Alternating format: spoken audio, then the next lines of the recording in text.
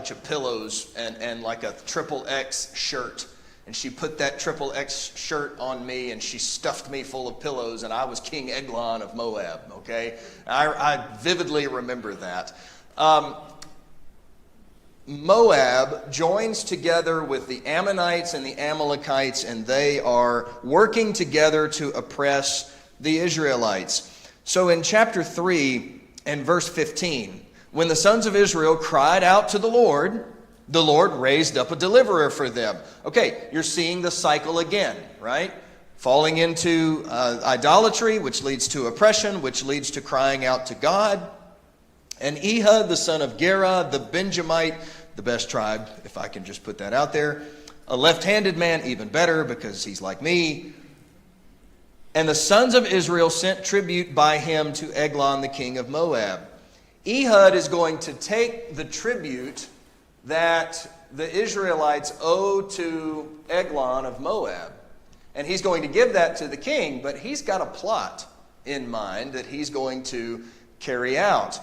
Verse 16, Ehud made himself a sword which had two edges, a cubit in length, and he bound it on his right thigh under his cloak. His right thigh because he's left-handed. He's going to reach and pull across his body, right? If you're right-handed, you mount your sword on your left side, so you pull it across your body. So Ehud is going to sneak this sword, or this short sword, this dagger, into King Eglon when he pays the tribute. Verse 17, Eglon was a very fat man. And it came about, when he finished presenting the tribute, he sent the people away who had carried the tribute. But Ehud came back to Eglon and said, I have a secret message to you. And Eglon is going to send out the servants and the soldiers and attendants who are around him. And Ehud, verse 20, says, I have a message from God for you. So it's not just a secret message that I have for you. It's a message from God. A secret message from God. Now, you and I know that if somebody comes to you today and says, I have a secret message from God for you, we're going to be suspicious of that, right? But in this time, where God really did communicate with people in those ways, this would have been very intriguing. Oh, really? Your God has a message for me? While you're bringing your tribute and you're paying homage to me and my nation, your God has a secret message for me? Ooh, I want to hear what this is, right? And so Eglon clears the room. It's just him and Ehud. And Ehud, verse 21, stretched out his left hand, took the sword from his right thigh, and thrust it into Eglon's belly. The handle went in after the blade, and the fat closed over the blade, for he did not draw the sword out of his belly, and his bowels came out. Your translation might render that in different ways. Ehud then went out into the vestibule and shut the doors and locked them behind him. Now, so Ehud has just assassinated this king. He is cutting off the head of the beast. And when he does this, the servants of Eglon who were sent out of the room by King Eglon, go away, I want to hear this secret message, right? This is not for you, go away. Well, they want to check in on the king. And they find out, we haven't heard anything from him in a while. And what did they think he was doing? Come on, don't be embarrassed. What did they think he was doing? Thought he was going to the bathroom. So let's give him some privacy. He's going to the bathroom. But man, he sure has been in there a long time. Right? I mean, have you ever had that awkward situation unfold? You go out to dinner with somebody, another couple or something, and one of them excuses, I need to go to the restroom and go powder my nose or something. And then she goes in there for 30 minutes. And you're like, man, did she die in there? What happened? It even says that they became embarrassed at how long they were waiting on Eglon to finish relieving himself. And so finally they go in and they check on him, and no, he's not in the bathroom. He is lying dead in the floor. Wow. And Ehud planned this well, because while they were waiting on the king to finish going to the bathroom, he's making his escape. All right. What did I miss? Any other details that are distasteful? Did I get everything? All right. Anybody got anything to add about Ehud? I didn't think so. All right. So he's judge number 2. Let's finish up. If you look at verse 30. There's a little more to the story, but I'm going to skip that for time. Moab was subdued that day under the hand of Israel, and the land was undisturbed for 80 years. Okay, so you do all this math. 80 years of peace after Ehud's judgeship. There were 18 years of oppression before that, so that's 98. Then before that, Othniel, there was 8 years of oppression before Othniel was raised up, so that's 106. And then Othniel brought 40 years of peace, so that's 146. Is my math right? Yep, 146 years in chapter 3. Okay? So again, this is not happening from August to December. Okay? Then Shamgar.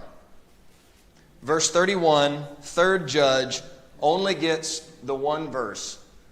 Shamgar struck down 600 Philistines with an ox goad, and he also saved Israel. But what's missing in Shamgar's account? What things are missing that we've seen in the previous 2 judges so far? Time frame. How long he was the judge? What else? The time frame, okay. What else? The peacetime that followed. What'd you say, Wayne? Who his family might have been. Okay, any personal details about him? The nation that was oppressing Israel at the time? Okay. Now, we might have something that helps us in chapter 4 and verse 1. Then the sons of Israel again did evil in the sight of the Lord after Ehud died. Well, now, wait a minute. I thought we shifted from Ehud to Shamgar. Why do we go back to Ehud in chapter 4 and verse 1? What do you think? I don't know the answer. I have a suggestion I'm going to give you, but I'm not certain about this. What do you think? What was that? Who? I'm sorry. Shamgar, you mean? Okay. Okay. Alan? There may have been some concurrence in this. Shamgar is working against the Philistines to the west. Ehud is dealing with Moab and Ammon on the east. Yeah. Okay. All right. So Alan said that there might have been some overlap between Ehud and Shamgar, and that's what I'm inclined to think. That while Ehud is the judge, Shamgar is also working alongside him at the same time. And so some of the same details, Eglon, king of Moab, Ammonites, Amalekites, the time frame, Shamgar and Ehud would have been working together potentially. Again, that's just an inference that we're drawing based upon a couple of passages like chapter 4, verse 1, a verse or 2 in chapter 5, which we'll talk about on Wednesday. But maybe that's why some of those other details are not given about Shamgar. Yes? Verse 31 says, and after him came Shamgar. Mm-hmm. So Okay. it would have been close to the time period, but after. Yeah. Okay. All right. Good. Okay. All right, let's go into chapter 4.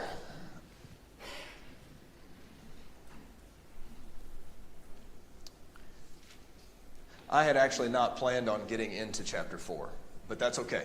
I am prepared for it. I just didn't plan to get that far. So that's fine. All right, chapter 4, verse 2. No, let's just read verse 1 again. The sons of Israel again did evil in the sight of the Lord. Okay, so when you see that language, I want you to think, oh, rinse and repeat, right? The cycle is starting over again, okay? When you see that, oh, once again they did it, so the cycle is beginning again. And the Lord sold them, verse 2, into the hand of Jabin, king of Canaan, who reigned in Hazor. And the commander of his army was Sisera, who lived in Harosheth Hagoyim. I am crushing it today. Okay. Now, there's a lot of things that I'd like to talk about in chapter 4 and chapter 5. Wednesday, we're scheduled to have a review period, which for you teachers next quarter, that's your time to go into the resource room and start working together on some ideas and finding some things and throwing some ideas around and helping each other prepare for the next quarter. Please do that on Wednesday. But I will tell you, I'm going to spend some time in chapter 5 on Wednesday in the Song of Deborah. But if you're teaching this next quarter, I don't think you need to dwell in chapter 5, especially if you're teaching the younger kids classes. So don't feel like you're going to miss something if you're in the resource room Wednesday and we're going over the Song of Deborah and Barak. There's just some interesting things, I think, in chapter 5. Excuse me. There's some interesting things there that I want to talk about, but don't feel like you need to be in here because I don't think you're going to cover that with your younger classes, at least, anyways. Okay? All right. There are two primary female characters in chapter 4. One of them we obviously know is Deborah. She is the fourth of the judges. Verse 4, Deborah, a prophetess, the wife of Lapidoth, was judging Israel at that time. But there is another woman later in this chapter whose name is Jael. Man, I love this story. This is fun. Not if you're Sisera, but if you're reading the story, this is a fun story. Deborah and Jael are going to work together and accomplish deliverance for the people of Israel.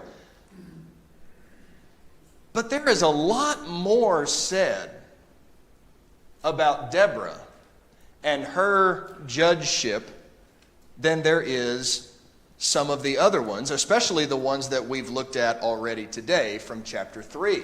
Othniel got 6 or 7 verses. Poor old Shamgar just got 1. Ehud got a longer story. But Deborah, so far, she gets a whole chapter. Okay, there's going to be a lot that's said about the situation when she becomes a judge. In verse 3, the sons of Israel cried to the Lord, for he, that is Jabin, king of Canaan, in verse 2, he had 900 iron chariots. And he oppressed the sons of Israel severely for 20 years.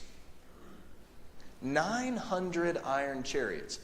Now, this is not the first time that we've seen enemies of Israel that had iron chariots. Go back to chapter 1.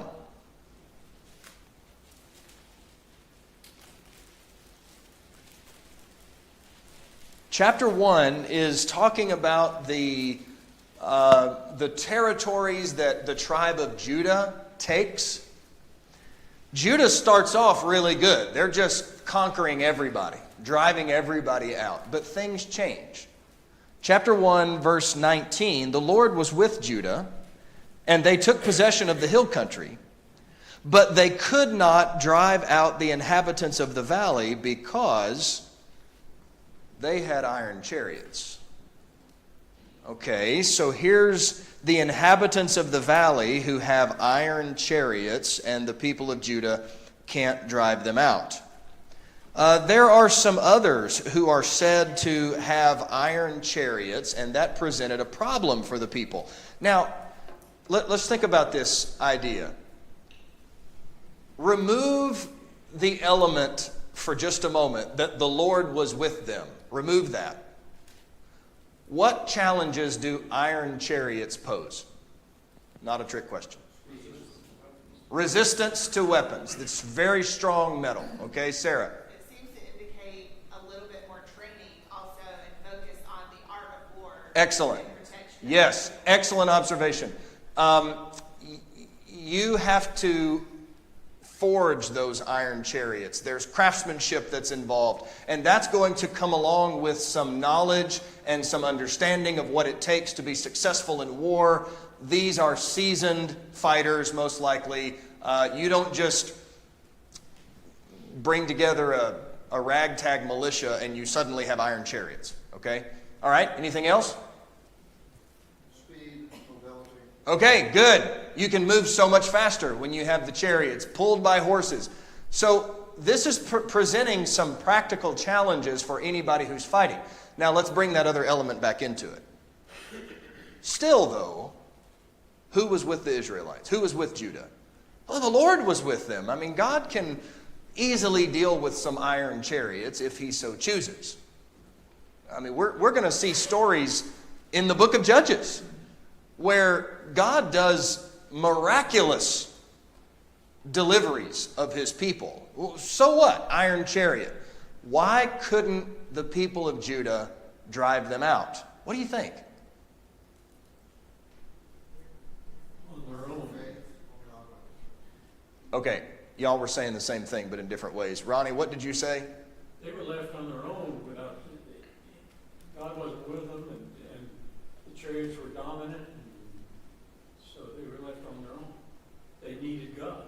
Okay, all right. Alan? I think they might have been fearful and lacking confidence that God would be with them. Okay, all right. Okay, all right.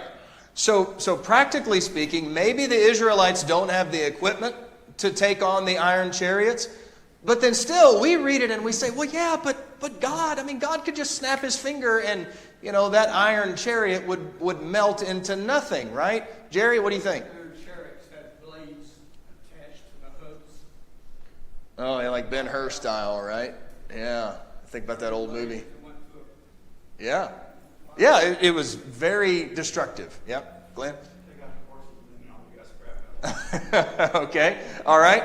I think, oh, Tim. Okay, good. God is always on our side, but we have to have the will to go forward. Without our Okay. will involved, God can't work us. Good. Good. It was their actual lack of faith in God. Okay. All right. Saying so many things Good. by God, but they didn't have faith, and that was what was missing. Good. Good. Dad, did you have your hand up? God, in so much chapter 3, allowed these nations to exist so they could test Israel. Yep. Here it seems that Judah failed the test. Okay. All right. So there's no deficiency in the Lord. The Lord is with them. He is ready to help them. He is able to help them. The deficiency is not with him. It seems that as Judah was going through and taking these territories and being successful, maybe over time that began to wane. There was a deficiency of faith perhaps in their part, and that led to them not being able to do this. Okay? So these iron chariots, right? Back in chapter 4, Jabin, the king of Canaan, he has 900 iron chariots. Now, that's not the extent of his army. That might be the most powerful contingent in his army, but certainly he has a large army at his disposal, and this would have been very intimidating for the Israelites. So for 20 years, they suffer under oppression under King Jabin. Now, Deborah, she comes into the picture in verse 4.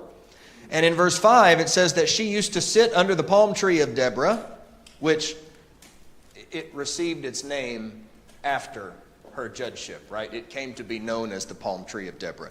Between Ramah and Bethel in the hill country of Ephraim, and the sons of Israel came up to her for judgment. Okay? So do you remember Joe saying on Wednesday that when you think about the book of Judges, don't think about a black-robed judge sitting on the bench in a courtroom? It's what we tend to think of. I agree with that. That's not really the predominant idea, but I don't want to just completely dismiss that either. That seems to be at least partly what Deborah was doing. She was rendering some form of judgment when people would come and seek her counsel. That is not the predominant thing that the judges did. But let's not dismiss it entirely. And Joe would agree with that, but I agree with what he said. All right. I think I'm going to hold off right there, and we're going to we're going to put a tent peg right there, if I could throw a pun in, and we're going to pick back up with this on Wednesday and finish the story of Deborah. You guys got anything you want to add? Kyle? This struck me because of verse 2. This whole period of Judges and the problems they keep having are obviously because of their faith. But verse 2, the Lord sold them into the hand of Jabin, king of Canaan. It goes back to the conquest of Canaan, right? They didn't drive out. Now there's a king of Canaan. We should have been driven out, but has a huge army that is oppressive. So, I mean, it goes back to the very beginning of the fact that they didn't follow God's commands and when they took them. Yeah, do what you should have done when you should have done it, and it would have been much easier for them. Good. Anything else? Okay, you can have whatever time is left. Thanks, everybody.